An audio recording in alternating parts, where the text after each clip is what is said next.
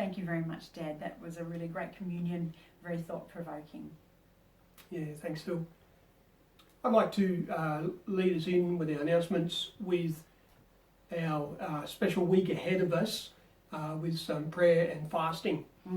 So on the Tuesday, Wednesday, Thursday, that's the 21st, the 22nd and the 23rd, are encouraging our church to join us in some prayer and fasting, whether it be the full 3 days, pretty hard, whether it be how you tackle it. Now we've got some healing needs in the church, and we'd like to make that the first focus, on, especially on the Tuesday, to pray for healing. And I'm not just thinking of our church, I'm thinking of some other churches in town and obviously our community.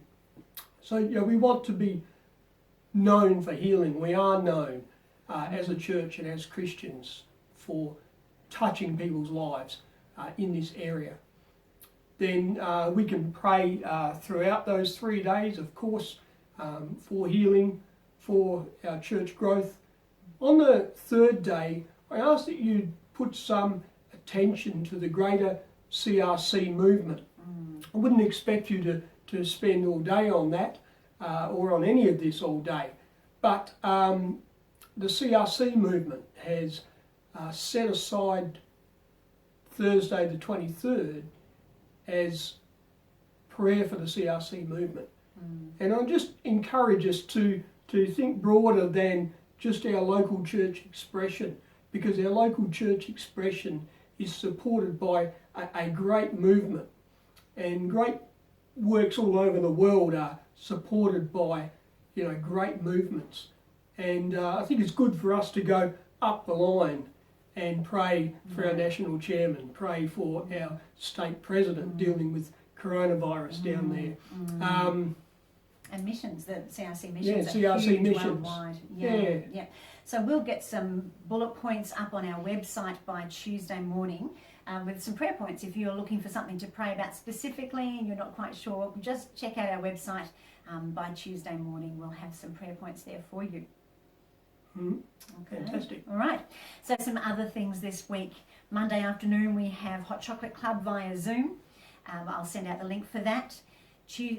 Wednesday morning is the women's ladies meeting down at the Connection Centre at the train station at 10 o'clock with Goody and Mum, Pastor Heather. So that'll be lovely. Then Wednesday and Thursday evenings are our midweek Connect meetings via Zoom. Again, the links will be sent out during the week. And on Saturday, Roger? Saturday is men's breakfast. What we're going to do this time, and we have to cap it at 10, and Phil and I are 2, so we've got room for 8, and you will simply need to book in. And what we're doing is we're going down to the train station. We can have a maximum of 10 people, 8:30 in the morning. We'll have a bacon and egg breakfast. I've got an idea for a bit of a devotional discussion, which I'll send out during the week.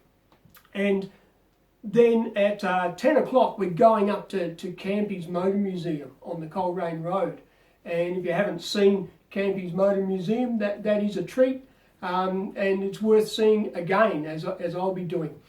And that's $10. So maybe some would just like to come for the breakfast. Maybe some would just like to come to the Motor Museum, because we'll get to walk around with each other for an hour and a half looking at these old classic cars, and we can talk then too. But as far as the train station goes, we can only take 10 in. As far as Campy's goes, we can only take 10 in. So please give us a ring, send us a text, let us know what you're doing by about Thursday evening if you can. That'd be great. Thank you. Yeah, and of course our Connection Centre is also where we're having a service every Sunday morning at the moment. So again, book in. We're allowed 20 plus the ministers for a religious service. So if you'd like to come to that, give us a ring by Friday afternoon, please.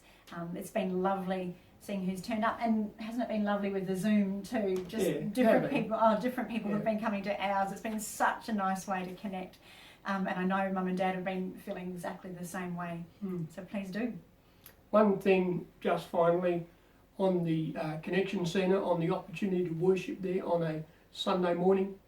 I put this out in a text last week, but we would encourage different people to at least make a plan to come through the Connection Centre once a month, If you can. provided Yeah. you know the restrictions stay as they are.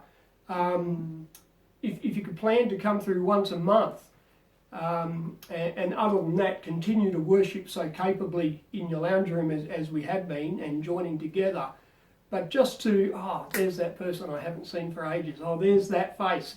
Yeah. And so we're looking forward to having some of the younger families down there this Sunday morning who've let us know that they're coming. Yeah, for sure. With the Zoom the other night, 2 ladies jumped on our Zoom and they were like, oh, we haven't seen each other since March.